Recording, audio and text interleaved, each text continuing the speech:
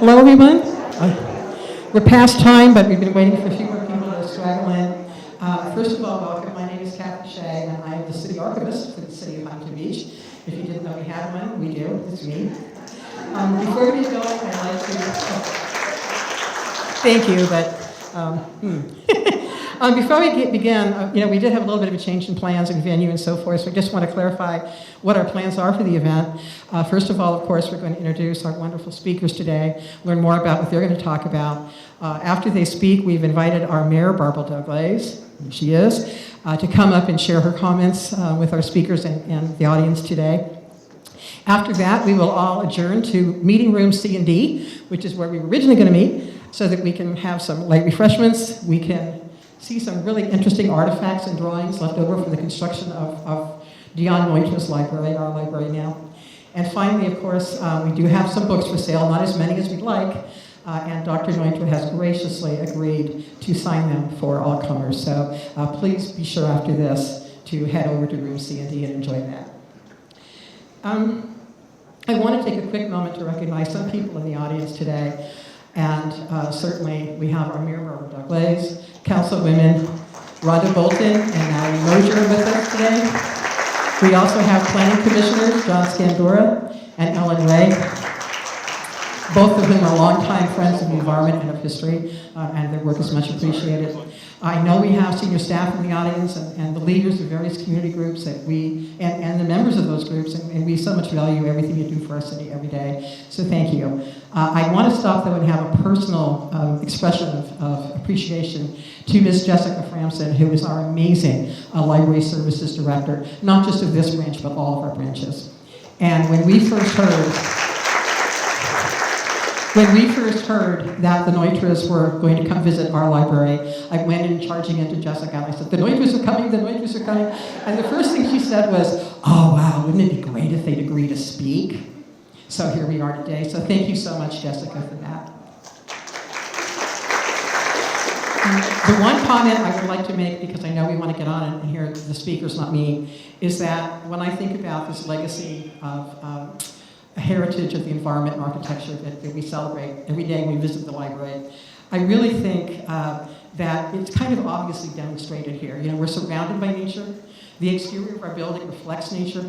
And I've always personally felt of this building as kind of a jewel box that contains nature. We have our fountains, we have our plants, in addition to our books and our tapes and all the wonderful entertainment that we partake of here. So to me, that's always been the case. And I'm pretty sure most people who have ever been in the core of our library really have a sense of that relationship between architecture and nature that this building evokes. I'd like to say just a quick word about something called the Neutra Institute of Survival Through Design, begun originally by Richard Neutra, father of Dion, perpetuated by him, and today it is shepherded by the gentleman behind me, who I'm going to have the privilege to introduce to you in a moment. The Institute itself has a vision and a mission. The vision is surviving in the climate crisis through well-researched design that helps humanity and the planet thrive. And their mission is, we preserve and use the Neutra legacy to promote creative research and design that benefits people and the planet. And I personally think we can't have any more noble goal than that. So I don't want to make a mess of this, so I'm going to read the biographies that I have for them from the Neutra Institute. Dr. Neutra, Dr. Raymond Neutra, is the youngest son of Richard Neutra, and of course the younger brother of Dion. After a public health career in environmental medicine and epidemiology at several universities and the California Department of Public Health, he has been drawn back to the legacy of his father and brother. He has been active in the preservation of the Neutra VTL studio and residences and several other Neutra projects. He is an ambassador for the iconic House Network and has written scholarly articles on his father's career. In addition to preservation, he endorses the Neutra commitment to socially and ecologically responsible design inspired by evidence. We also have with us tonight, or this afternoon, his son, Mr. Justin Neutra. He is the oldest son of Raymond Neutra. He is a process engineer specializing in aerospace investment casting at Hitchner Manufacturing Company. And as such, he continues the family legacy of his great-grandfather, Samuel Neutra, Richard's father, who was the proprietor of a metal casting foundry in Vienna. I never knew that. Fascinating to me. Justin's primary focus is process improvement and research and development for the multiple Hitchner plants in New Hampshire and Mexico. He also serves as chair for the Northern New England chapter of ASM International, a professional organization for material scientists and engineers. Justin is a strong believer in the role of material science can play in sustainable design and in humankind's effort to adapt new challenges. Dr. Neutra is the current president of the Institute, and Mr. Justin Neutra serves on the advisory panel. So with that, I'd like to step out of the way and let these two wonderful speakers share their material with you today. Thank you so much. Wow. Thank you so much for your interest, and we're really touched. I was actually out in Anaheim for a work-related conference, and as Catherine Shea, thank you, Catherine, mentioned, we thought it would be nice to visit the library, and then that sort of evolved, and let's talk a little bit. And my dad remembered that around almost 22 years ago, 23 years ago, my brother and I visited Dion and videotaped him, really just general reminiscences and his memories of his father. And we've done a little bit with it, but I have my own career, and that sort of sat on the back burner. But he said, let's see if we can do something with that. And then this turned into a presentation. And the idea is, I thought I'd start with talking about the events and people that formed Dion, and put a human face to the name for you, for those of you that haven't met him, and give you an idea of the person who designed the original part of this library. And so, why don't we begin?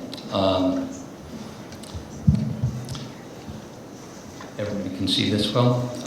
And I'd like to also thank Jessica Frampson and Carlos San Roman, who's the audiovisual guy, for their assistance here. Dion Neutra, bearer of the legacy. He's the architect of the Huntington Beach Library. So Dion Neutra has lived his whole life in Los Angeles, basically on Silver Lake in Los Angeles.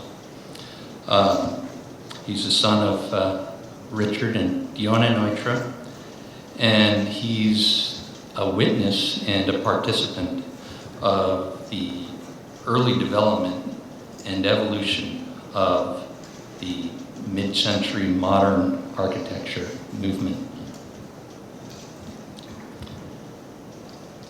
So Dion's father, Richard Neutra, is one of the influential architects of the 20th century.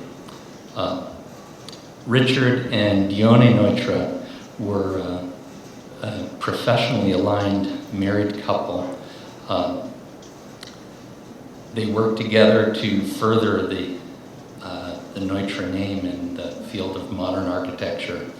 I think I should say something about Dion Neutra, because she's sort of the force that allowed Richard Neutra to do what he did. She was the one that took care of logistics. She was a secretary. She was the person that took care of a lot of the business dealings, correspondence. On top of that, she was a concert-level pianist, cellist, and singer. And as far as we know, maybe the only person who could bring that level of talent to playing the cello and singing at the same time. So they were a unit that worked together. And so when Richard Neutra traveled the world, Dion was his opening act. She would play music for the audience and get them warmed up before Richard would go on stage. I have a little segment here. This is from a documentary that was made in Austria, like 1967, we think. And this particular segment was not actually in the final version, and we happen to have a cut of it. And it just gives you a sense of who these people are. Let me get this going. I don't think we have sound.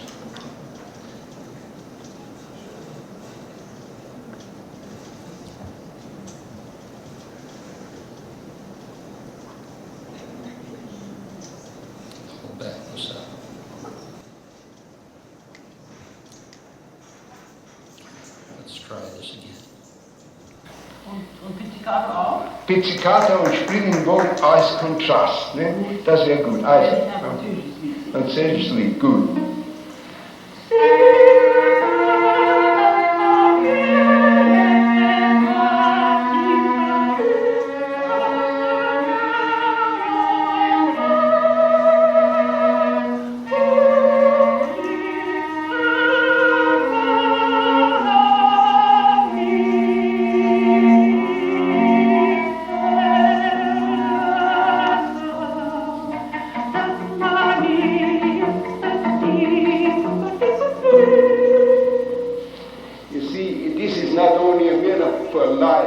Das ist nicht nur ein Spiegel für Licht, es ist gleichzeitig ein Schirm, um die Reverberation des Auditiven, des Gehörsamen zu erzeugen.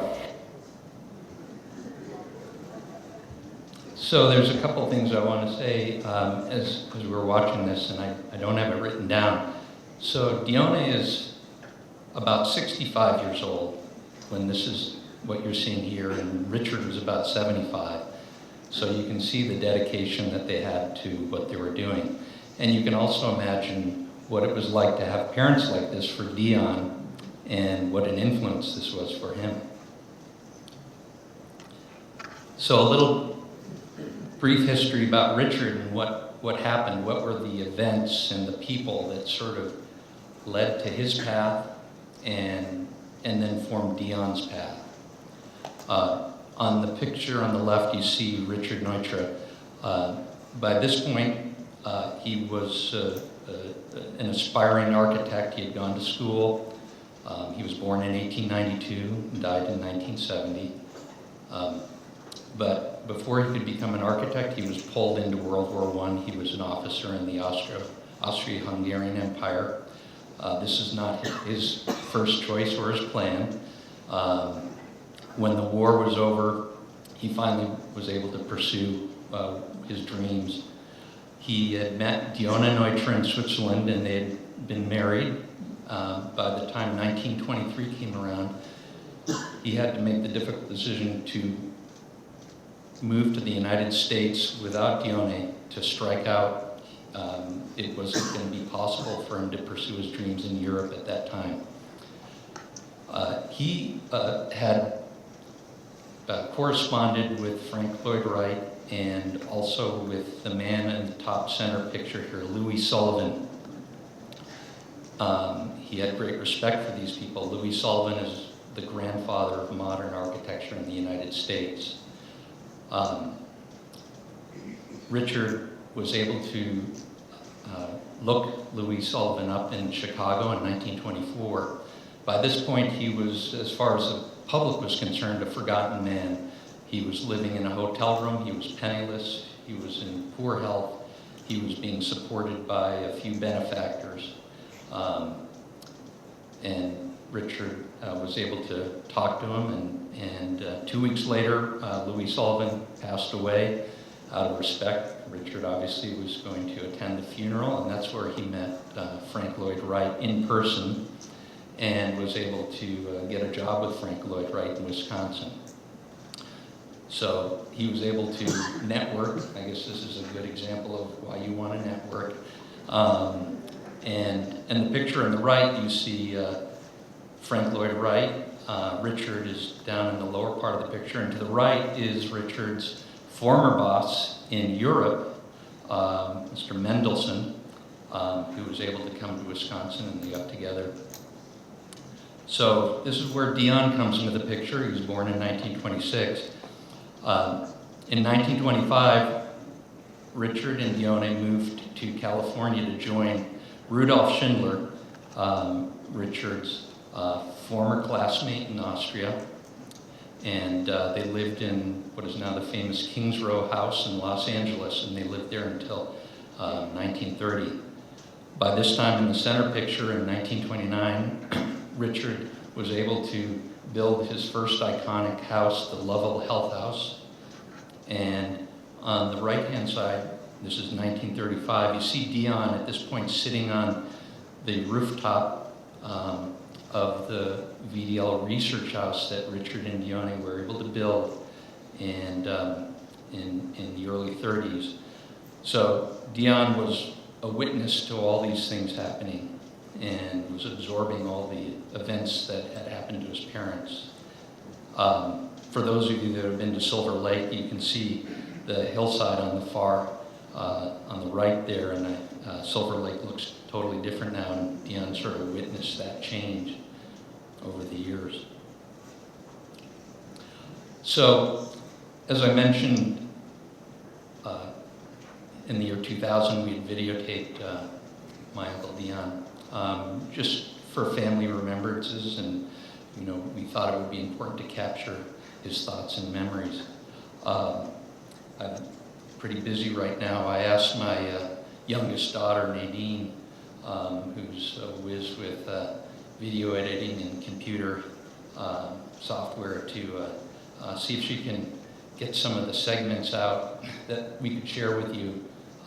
We weren't planning to really talk back then about the Huntington Beach Library or anything like that, but she found some really nice little segments, and so we'd like to share this with you. And this is a draft, but I hope you enjoy it.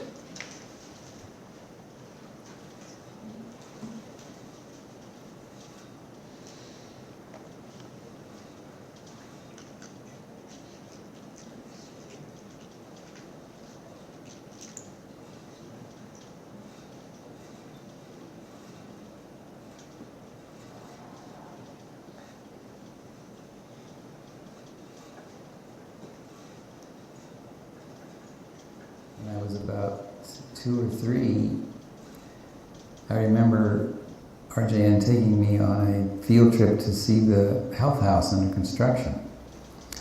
And he was driving at the time, a Franklin car, and we were driving up Dundee Drive, and we had to stop because the car overheated. And so he pulled over to the side and took me out with him, because he raised the hood of the car and picked me up, and we looked together into the maw of the engine, and we saw a bunch of black things going up and down in an oily bath. And I figured that were the tappets, of the engine, which at that time they did not have a cover to cover those for whatever reason. And it had to be about 3, because the building was completed in 1929. I was born in 1926, so 2 or 3 or 4 years old at the time.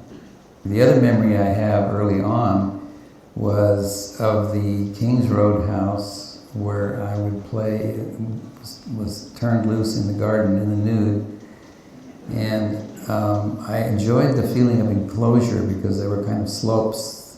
It was sort of a sunken garden with a little raised edge at the edge, and so you felt enclosed and protected. I always remember that feeling. It's like my first exposure to the impact of landscape on your well-being. Early memories had to do with taking walks with him, and him talking about whatever his subject was, and I would be, like a sounding board. Thinking back on it, what that was it was his way of generating his thinking, his ideas, and it really didn't matter who it was that was on the receiving end, whether he was 2 years old, 20 years old. He was just spinning his thoughts. Because he didn't get to my level, really. He never got down on my level, never got down on the ground with me and sort of groveled on the floor.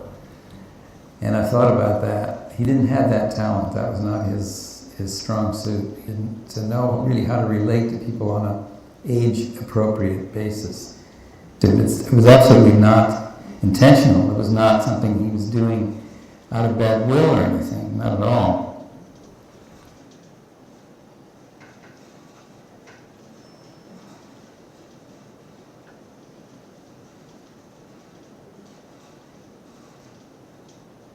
First of all, the office was sort of like there, and I'm coming home, and I'm a kid, and I get into everything, and so I'm wandering in there, and having my dad say, "Now don't disturb these people, they're supposed to be working, they're supposed to be," Then later he got the idea that maybe I could learn how to draft. It wouldn't be a bad idea.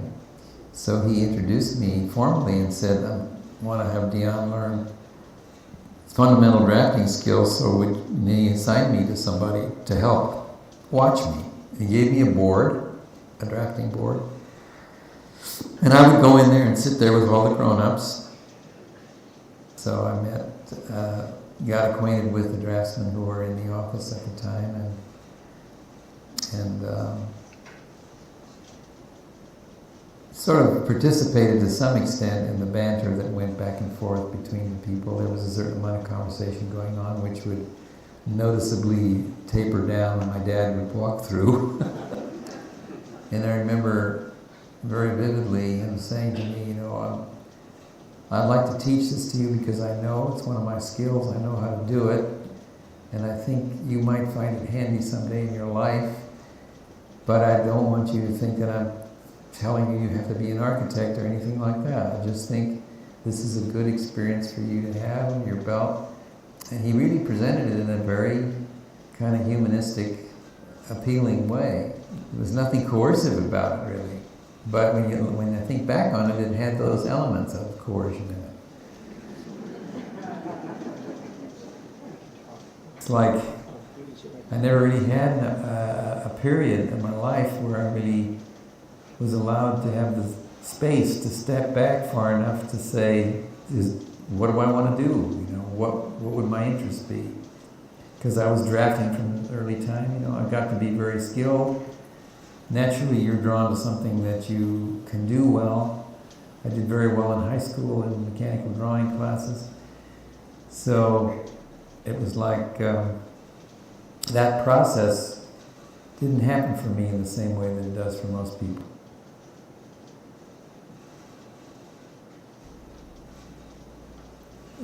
It's an interesting difference. I think not many people have their way so well defined for them early on that they really don't have to struggle with that question about that much. And yet when people ask me now, thinking back on it, would you have wanted to do something else? If you had a choice or something, would you rather be, what could you be instead? And I thought about that, and nothing jumps out at me. I'm not attracted. I wouldn't have wanted to be an attorney or a law doctor, or there's just nothing that occurs to me that I would rather have done. Architecture happens to be an extremely broad area. There's a lot of elements. There's business, there's design creativity, there's structural engineering. There are so many aspects of it that all of which are of interest and you can be driven in that direction or this direction and still be within the field.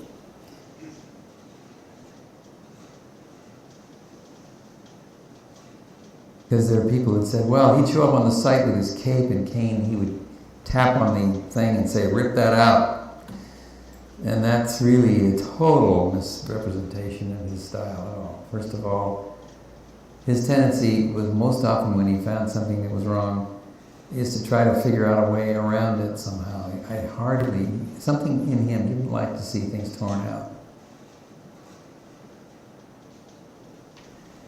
So that image that came up through people like Wolf von Eckhart and a few historians who wrote pieces, it was a totally misplaced thing, and it actually hurt him and hurt our practice because people thought that he was a difficult person to deal with, and he was not a difficult person at all.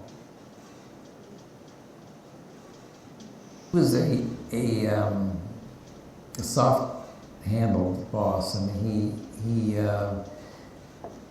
had a lot of professional courtesy toward his draftsmen. You don't remember him ever flying off the handle with a draftsman per se, and I don't remember him ever firing anybody.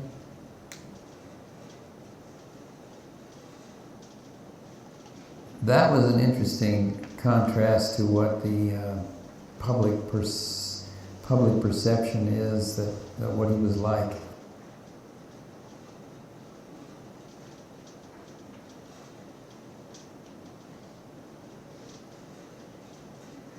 I never got up early enough to sit there with him and watch him do it, but I'd get up I'd be there at 8 o'clock, and he'd been up since 4. And by then he'd have the floor plan drawn, a couple of sketches from 2 sides, a lot of notes in the margin, about what his motivations were, and everything was dimensioned and sized, and it fit the site perfectly, and the contours were considered, and all the factors, all the variables that we were aware of, he had factored in.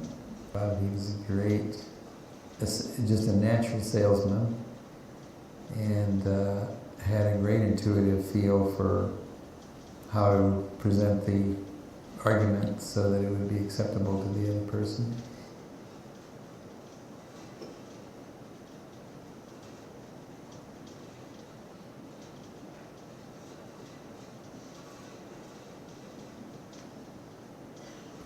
We had a discussion, I remember, and he said to me, you've got to get off all this detail. You've got to have the broader view, You're too focused in on the details of things.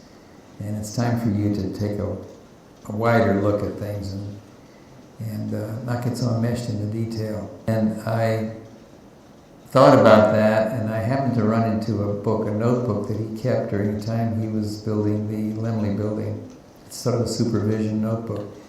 And the kinds of notes that he made about what was going on in the field and the kinds of corrections that he had in mind and stuff were so exactly the same thing. He was at the same stage of his career early on where he was totally focused on the details. That I brought this book out and I showed him, I said, Dad, do you remember doing this sort of thing when you were my age? And he was totally blown away. He said, my God, I didn't remember that was what I did. And he was just as detail-oriented as he could possibly be in those early years.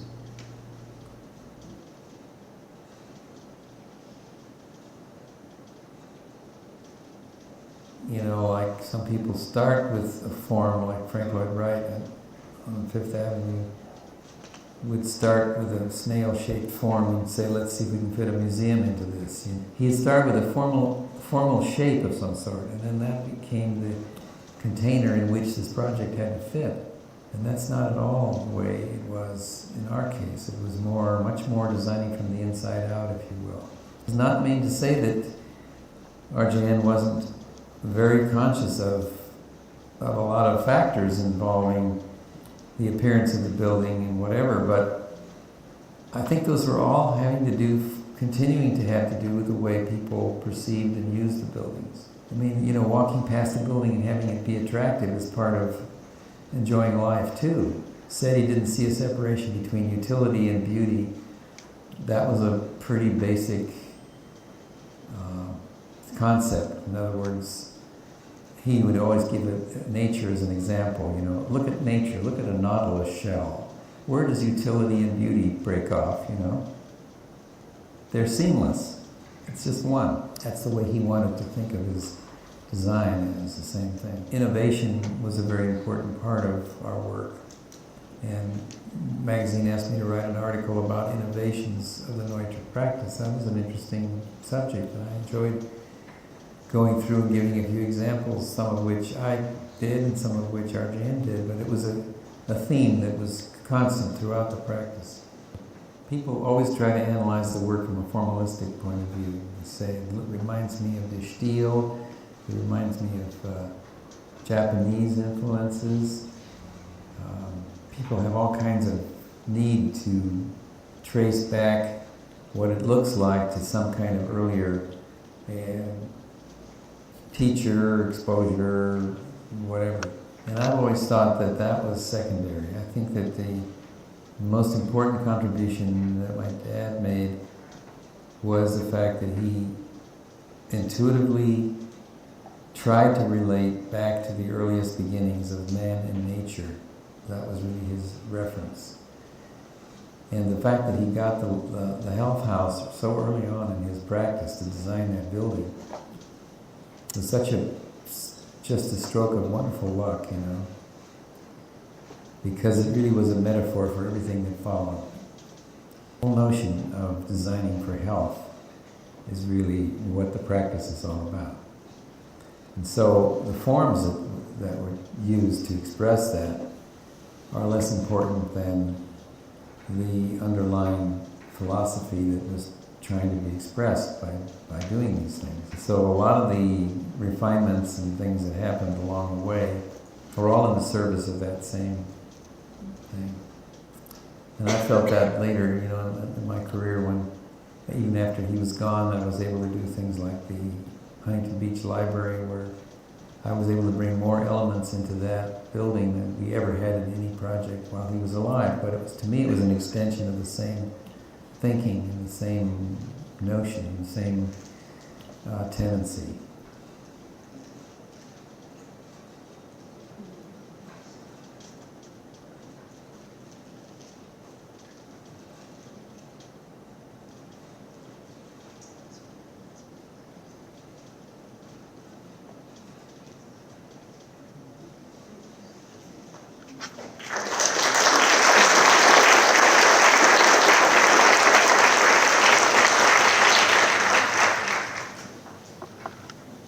Anyways, I hope that gave you a sense of who Dion Neutra was, who was the person that designed the library that hopefully you all enjoy. And thank you very much for your time, and appreciate it all. Turn this over to my father, Raymond.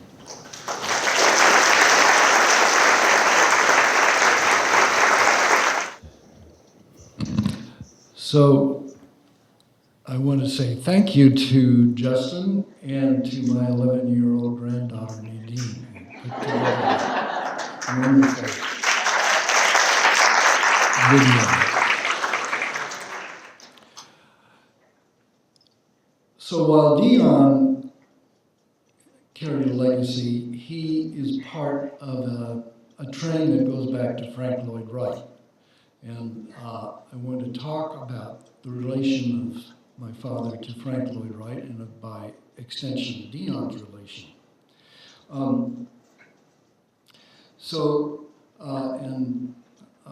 Indeed, there's a book that I wrote about this. There's an ebook version and a hard copy version that came out this year.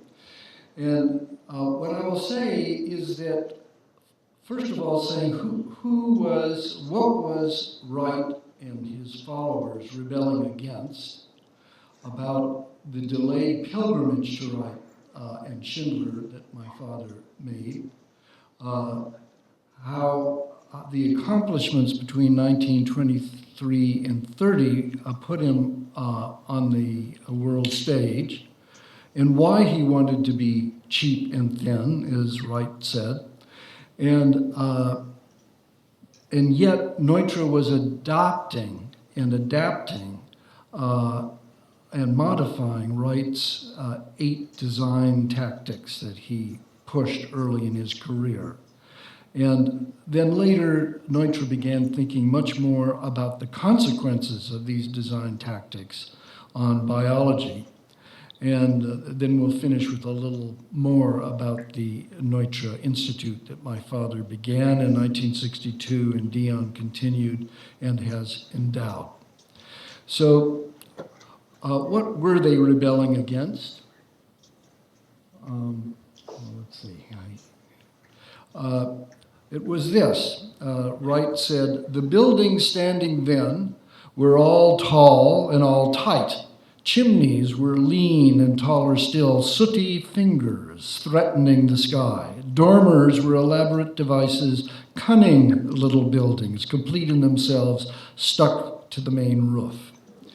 Now, Wright was not the only person who was rebelling against this. In Vienna, Otto Wagner was doing designs like this and influenced my father as a young man.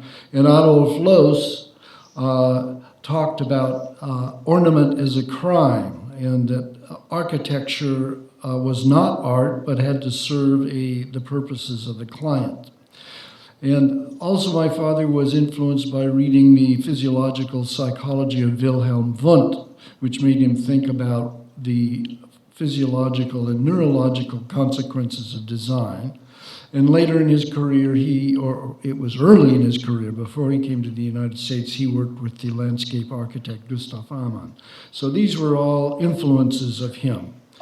But it was a delayed pilgrimage to Wright because in 1910, as he was starting to study architecture, he came across the Wasmuth portfolio that I'm holding here, the copy at the Getty Institute. And in it he saw drawings of buildings like this that exploded the box and astounded my father, astounded Schindler, astounded Wagner and Loos and Le Corbusier and Mies and Gropius. But before he was able to go to the United States like his older friend Schindler did in 1913, he was drafted into World War I and spent 4 years hauling this horse-drawn piece of artillery through the Balkans. He did marry my mother in 1923, and soon after went to New York and landed a job with Wright. And there is my mother playing the cello and my father with his chin in his hand, and Mr. Wright sitting there. But there was no business to be had after about half a year, and he moved on to move in with his older colleague Schindler in the King's Road house. And Schindler was doing something radically in the early 20s that nobody else was doing, making a functional connection between the indoors and outdoors. And this was very influential to my father. But between 23 and 1930, he was busy. He and Schindler submitted this project for the League of Nations. He and Schindler designed this reinforced concrete balcony containing apartment house. He did studies of city design and proposed a prefabricated ring plan school made of metal parts with doors opening to outside gardens, bilateral illumination, and natural ventilation. And then in 1929, he completed a design for a house and school in Griffith Park. And this was a school, and the last remaining student, Hap Lovell, told me about it and shared home videos of what was going on in this learn by doing school. And then my father wrote this book, How America Builds, because America was building in a way that was very different than what was going on in Europe. So all of this was going on, and Wright, when he saw some of these projects in 1932, said Neutra's work was cheap and thin. But he was right, because my father was interested in being inexpensive and light. And he had grown up in Vienna at the time when the Socialist Party was strong and talking about housing for the poor, and he wanted to focus on this clientele who never had the chance of architect-designed dwellings. And the idea was that he would use what Henry Ford had developed, mass production of, and apply this to housing, schools, clinics, hospitals, libraries, and community centers, things that he called architecture of social concern. Now, Wright had been doing some prefabrication before World War I, but didn't pursue it after that. So this was the prefabricated ring plan school. Lovell Health House was all built by members that were factory produced and brought to the site and quickly assembled. His own house was built on reinforced prefabricated joists. Did the same thing in Vienna around the same time. He did designs out of steel paneling in the early 30s, and in 1936 he finally was able to design and build a school, a plywood and steel prefabricated house, and in 1941 he designed a whole community for airplane workers with prefabricated houses that were constructed in just an hour. In Puerto Rico, he designed reinforced concrete schools and community centers, and he wrote a book about it in Portuguese and English called Architecture of Social Concern. And these were the styles of design which were taken up. This is not a Neutra design, this is in Mexico, and this is in Baja California, Mexico. So it had wide impact all over Latin America. But Neutra was adopting and modifying Wright's 8 design tactics. The open plan, the horizontal relationship to the site and nature, exploding the box, no basement, windows are screens, not holes punched into the wall. The materials are the ornament, and the straight, coming to terms with the straight line of the machine. The mechanical systems should be integrated into the design, and linear built-in furniture. So here's Wright's open plans, and here is the Lovell Health House.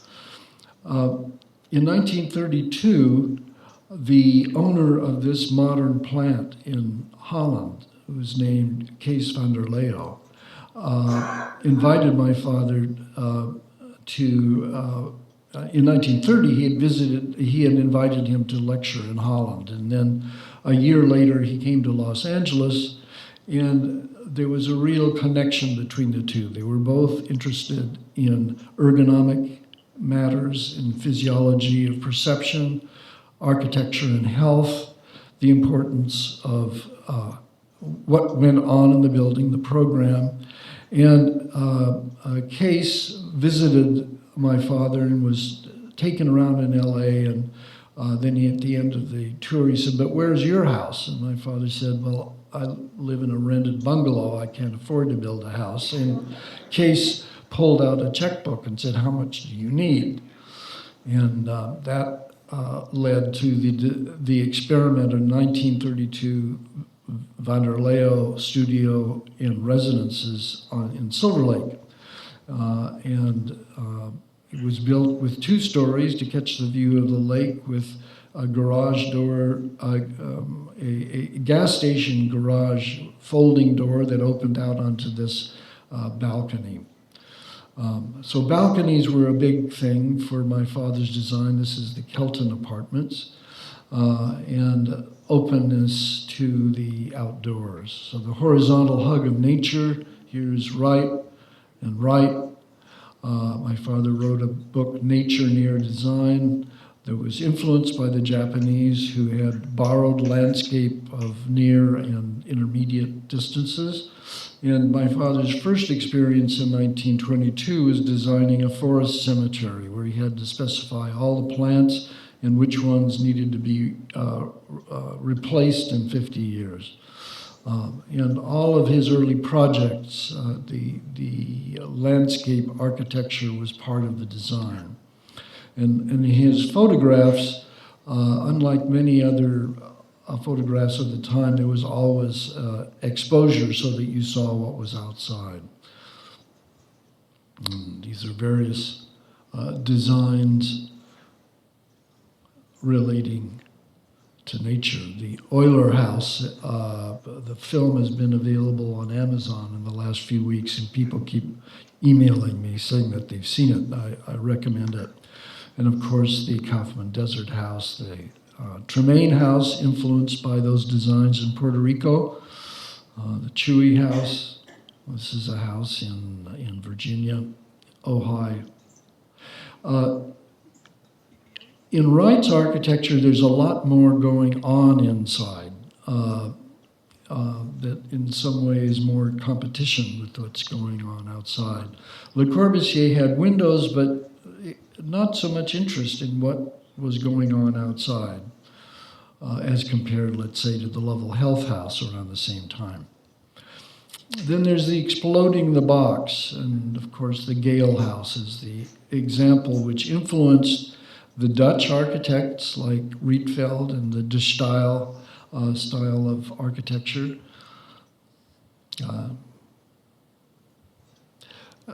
And this kind of exploding the box and wide extension of eaves, creating the kind of prospect and refuge that our prehistoric ancestors had for hundreds of thousands of years in Africa, was something that was not characteristic of European architecture, which depended on brick and stone. The Japanese did it, though. And so you see this exploding the box in Neutra's architecture. This is the VDL again, which burned down in 1963, and my dad and Dion then redesigned on the same footprint.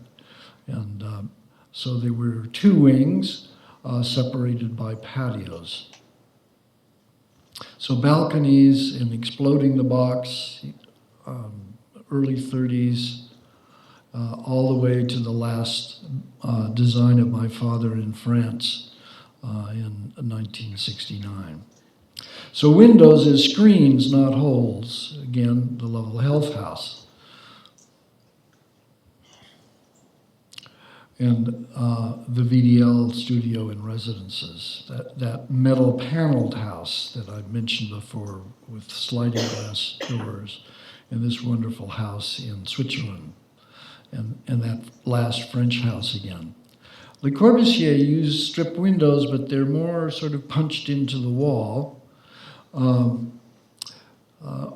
So then the ornamental potential of materials and the straight line of the machine and the integration of elements. So here's the Roby House, the Friedman House. This is Adolf Loos. And here's my father in the early 30s with now industrial materials, masonite, linoleum, stainless steel.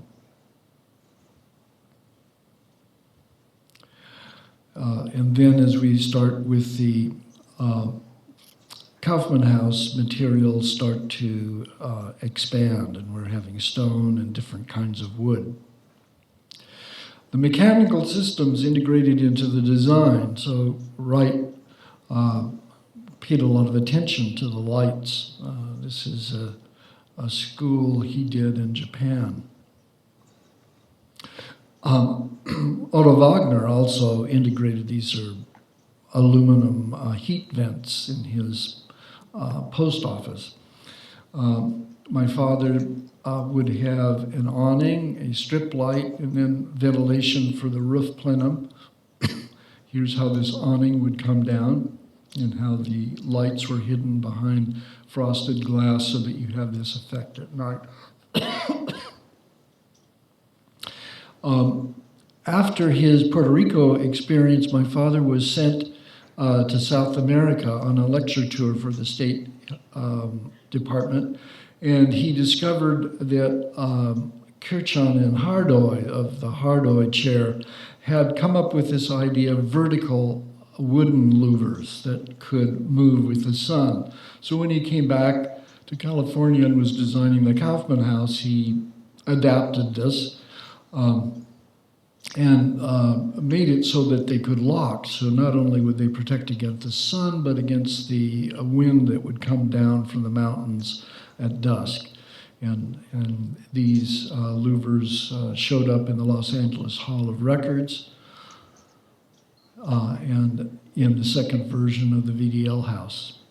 Another device that had both aesthetic and practical effects were the water roofs, where it would keep the roof cool and cast rippling, changing light on the ceiling.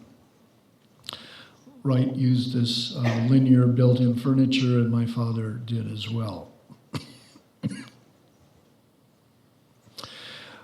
He loved small spaces. This is my favorite room in the VDL studio and residence. Everything is thought out just like in an Airstream trailer, so it's possible to have this tiny little space and feel spacious in there. You see how he's got floor-to-ceiling glass looking out into a little pond and then to the borrowed landscape beyond. Le Corbusier and Mies don't use built-in furniture to that degree. So in the late 30s, my father returned to his interest in physiological psychology and began, as he was doing designs, he would think about the consequence of the design and put down his pencil and pick up a pen and a writing pad and jot down some ideas. And a series of essays came out of that were finally produced in the book Survival Through Design in 1954. And we're going to be reissuing a new edition with an index and a bibliography and a scholarly introduction by Barbara Lamprecht. So his idea was that there was a causal chain. There are design tactics that produce a desired parade of exposures. And these exposures have a physiological result, and those results have an impact on task performance and health. And of course, sometimes, but not always, have an impact on conscious experience. Lead paint has all kinds of consequences that we're not conscious of. So an example would be design tactics to provide daylight and views in schools, which he started thinking about with that ring plan school back in 1927, and which he finally got to build in 1936. So there's all kinds of research to show that natural light affects our circadian rhythm, and our circadian rhythm affects all kinds of diseases. It also affects performance, and there's studies to show that kids that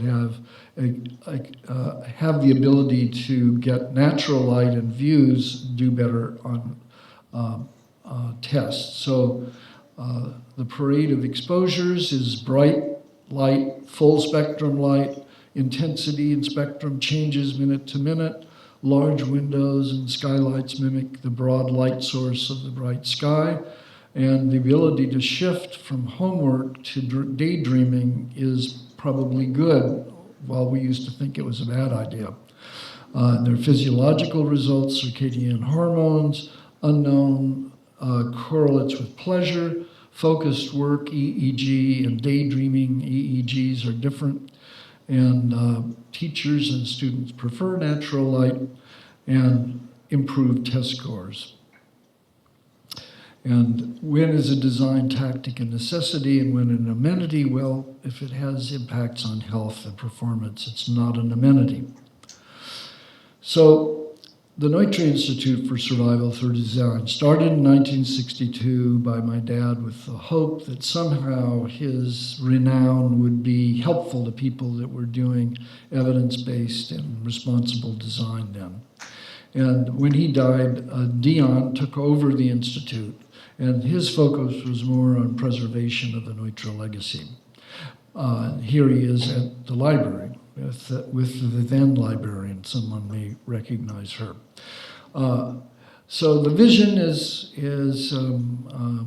was said is surviving in the climate crisis through well-researched designs and serve humanity and the planet, and the mission is preserving and using this legacy to promote current creative research and design that benefits people and the planet. So between 2020 and now, we have landmarked our buildings, and we have done historic structures report to see what kind of repairs are needed. We've helped create a finding aid for the Dion Neutra papers. We're doing this new illustrated edition of Survival Through Design, and have supported the publication of a book of Neutra in Latin America, which has just become available on Amazon by Professor Catherine Ettinger. And then using the Neutra to promote research and responsible design, we're we have 3 buildings that we inherited from Dion that are all apartments in the Silver Lake District, and they're occupied, but we're doing virtual reality walkthroughs of some of those buildings, and we're doing short videos that talk about some design challenges that Richard and Dion were struggling with, that we're still struggling with today, and also about some of the physiological effects of the design tactic. So if you go by those buildings, there'll be a QR code. You can take out your smartphone and see a 3-minute video or a walkthrough. And then we're doing a post-occupancy evaluation of the 1958 lab school on the UCLA campus. How does it work? How did it perform during COVID? And how can we extend its life as California gets hotter and hotter? So these are the 3 buildings that we've inherited, that the QR codes will be of Dion's Treetops, the 1949 reunion house that my father lived in for a while, and then Dion spent much of the latter part of his life there. He designed a little added apartment there that had been anticipated in the original design. And this is the living room. We're hoping to use this space as a venue for visiting scholars. And the first one was Professor Paul Chamberlain from Sheffield, England, who's an expert on aging housing, and conferred with friends in USC while he was there. And then the third place is the old Neutra Alexander office, which Dion had used as an art venue, and we hope to find a tenant that will do that. There are apartments in the back, and we have restored the upper one. If you go to our website, you can do a virtual tour of that apartment, and you can also see a short video about natural light and its effects. So if you're interested, it's www.neutra.org. And to summarize again, we talked about what people were rebelling against, about this delayed pilgrimage to Wright and Schindler, his accomplishments back in the 20s, and why he wanted to be cheap and thin, and how he modified those 8 points, and how he got interested in the effect of design tactics. And there are copies of this book that you can look at. So I thank you very much.